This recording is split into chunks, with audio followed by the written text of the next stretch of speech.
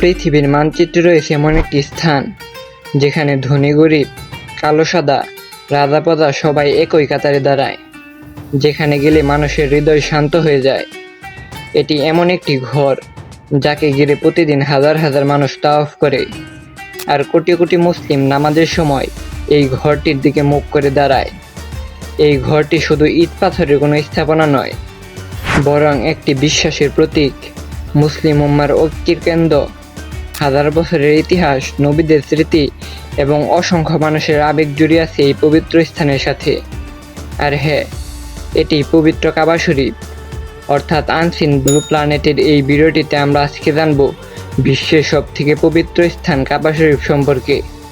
তো চলুন শুরু করা যাক।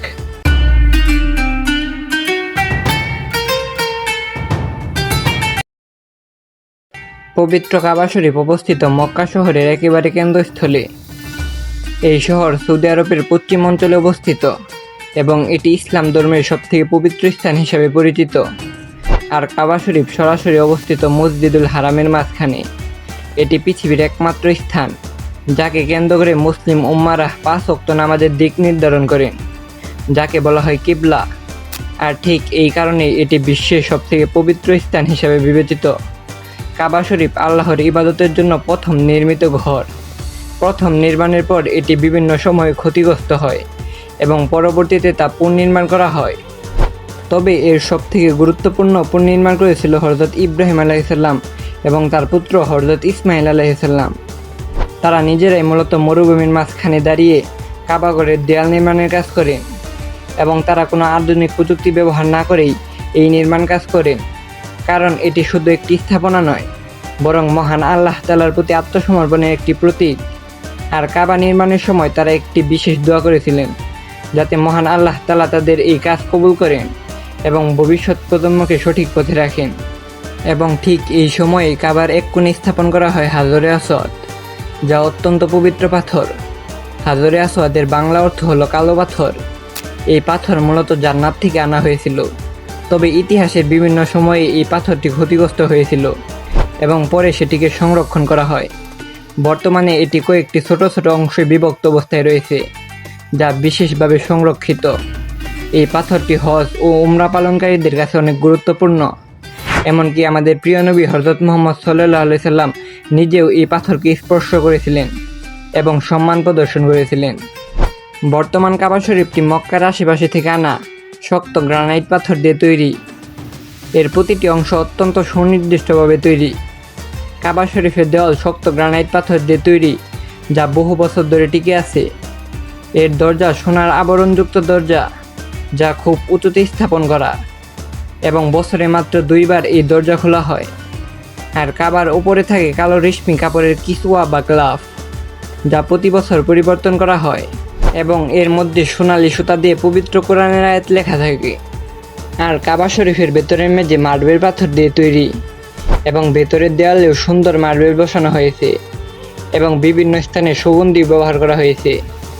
কাবার ছাদকে ধরে রাখার জন্য ভিতরে 3টি কাঠের স্তম্ভ রয়েছে। এই স্তম্ভগুলো অনেক মজবুত কাঠ দিয়ে তৈরি এবং বহু বছর ধরে তা পবিত্র কাবার কাঠামো ধরে আছে। তাছাড়াও ভেতরের অংশে আরও দেখা যায় ঝুলন্ত লণ্ঠন ও ঐতিহাসিক নকশাও। আগের যুগে এখানে তেলের বাতি ব্যবহার করা হতো, তবে বর্তমানে আধুনিক বাতি ব্যবহার করা হয়। কাবা শরীফের ছাদের দিকে যাওয়ার জন্য ভেতরে একটি সিঁড়ির ব্যবস্থাও রয়েছে, যদিও তা বিশেষ প্রয়োজন ছাড়া ব্যবহার করা হয় না। এই ঘটন শুধু স্থাপত্য নয়, বরং ইতিহাস ও ধর্মীয় ঐতিহ্যের জীবন্ত নিদর্শন। কিন্তু ইসলাম আগমনের আগে আরব সমাজে বিভিন্ন ধরনের ধর্মীয় বিশ্বাস প্রচলিত ছিল। সে সময় কাবাঘরকে কেন্দ্র করে বিভিন্ন গোত্র তাদের নিজস্ব মূর্তি স্থাপন করেছিল। ইতিহাস অনুযায়ী তখন কাবার চারপাশে শত শত মূর্তি রাখা হয়েছিল, তবুও তারা কাবাঘরকে অত্যন্ত সম্মান করত এবং এটিকে একটি পবিত্র স্থান হিসাবে বিবেচনা করত। এই সময়ও কাবাঘর ছিল আরব সমাজের ধর্মীয় কেন্দ্র, যদিও তারা মূল উদ্দেশ্য থেকে অনেক সরে গিয়েছিল। তবে তখনও মুসলমানরা কাবাঘরকে আল্লাহর ঘর হিসাবে মানলেও তখন কাবাঘরের নিয়ন্ত্রণ মুসলমানদের হাতে ছিল না। কাবাঘরের মূল নিয়ন্ত্রণ মুসলমানদের হাতে আসে মূলত মক্কা বিজয়ের মাধ্যমে। আর হ্যাঁ, মক্কা বিজয় কেবল একটি শহর বিজয় ছিল না, বরং সত্য, ক্ষমা এবং শান্তির এক অসাধারণ উদাহরণ ছিল। দীর্ঘ অত্যাচার, নির্যাতন ও বিরোধিতার পর আমাদের প্রিয় নবী হযরত মুহাম্মদ সাল্লাল্লাহু আলাইহি সাল্লাম ও তার সাহাবীরা মদিনায় হিজরত করেছিলেন। কিন্তু সময়ের সাথে সাথে ইসলামের শক্তি বৃদ্ধি পেতে থাকে এবং আরবের বিভিন্ন গোত্র ইসলাম ধর্ম গ্রহণ করতে শুরু করে। এরপর হিজরি ৮ম সালে প্রায় ১০,০০০ সাহাবীকে নিয়ে হযরত মুহাম্মদ সাল্লাল্লাহু আলাইহি সাল্লাম মক্কার দিকে অগ্রসর হয়। কিন্তু আমাদের প্রিয় নবী এত বড় বাহিনী নিয়েও ধ্বংসের পথ বেছে নেননি, বরং তিনি শান্তিপূর্ণভাবে মক্কায় প্রবেশ করেন এবং তিনি মুসলমানদের উপর যারা নির্যাতন চালিয়েছিল তাদেরকেও ক্ষমা ঘোষণা করেন এবং তার এই ক্ষমাশীলতা অনেক মানুষের হৃদয়কে পরিবর্তন করে দেয়। মক্কায় প্রবেশের পর আমাদের প্রিয় নবী হযরত মুহাম্মদ সাল্লাল্লাহু আলাইহি সাল্লাম সরাসরি কাবা শরীফের দিকে যান।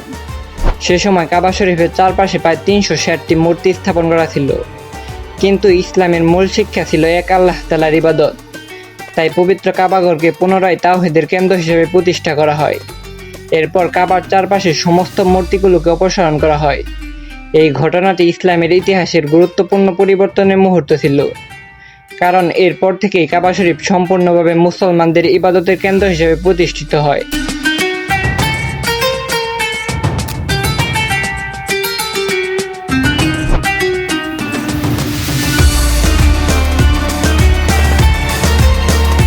পবিত্র কাবা শরীফকে কেন্দ্র করে অনুষ্ঠিত হয় বিশ্বের সবথেকে বড় ধর্মীয় সমাবেশগুলোর মধ্যে একটি, যাকে বলা হয় হজ। প্রতি বছর বিশ্বের বিভিন্ন দেশ থেকে লাখো মুসলমান মক্কা শহরে আসে হজ ও উমরা পালন করতে। ভাষা, দেশ, সংস্কৃতি ভিন্ন হলেও কাবার সামনে এসে সবাই যেন এক কাতারে দাঁড়িয়ে যায়। হজের সবথেকে গুরুত্বপূর্ণ অংশগুলোর মধ্যে একটি হলো তাওয়াফ। তাওয়াফ মানে হলো কাবা শরীফের চারপাশে ৭ বার প্রদক্ষিণ করা, যা ঘড়ির কাঁটার বিপরীত দিকে করা হয়। তাওয়াফের সময় পুরো পরিবেশ দোয়া, কোরআন তেলাওয়াত ও লাব্বাইক আল্লাহুম্মা লাব্বাইক ধ্বনিতে মুখরিত হয়ে ওঠে। হজের সময় প্রায় প্রত্যেক মুসলমান হাজরে আসওয়াদ স্পর্শ, ইশারা ও চুম্বন করার চেষ্টা করেন। হজ মৌসুমে এখানে কয়েক মিলিয়ন মানুষ ইবাদত করতে আসেন। এত বিশাল জনসমাগম নিয়ন্ত্রণের জন্য আধুনিক নিরাপত্তা, পরিষ্কার পরিচ্ছন্নতা ও প্রযুক্তিগত ব্যবস্থা নেওয়া হয়। তবুও কাবাঘর হাজার হাজার বছর ধরে তার ঐতিহাসিক মর্যাদা ধরে রেখেছে। কাবাঘর শুধু একটি স্থাপনা নয়, একটি অনুভূতি, একটি বিশ্বাস ও মুসলিম উম্মার ঐক্যের প্রতীক, যেখানে বিশ্বের সকল প্রান্ত থেকে মানুষ আসে আল্লাহর সন্তুষ্টি লাভের উদ্দেশ্যে। কাবা শরীফ নিয়ে আমাদের ভিডিওটি এই পর্যন্তই। ভিডিওটিতে তথ্যগত কোনো ভুল হলে ক্ষমার দৃষ্টিতে দেখবেন এবং তা কমেন্ট সেকশনে ধরিয়ে দেবেন। আর ভিডিওটি ভালো লাগলে লাইক, শেয়ার ও সাবস্ক্রাইব করে আমাদের পাশে থাকবেন। আল্লাহ হাফেজ।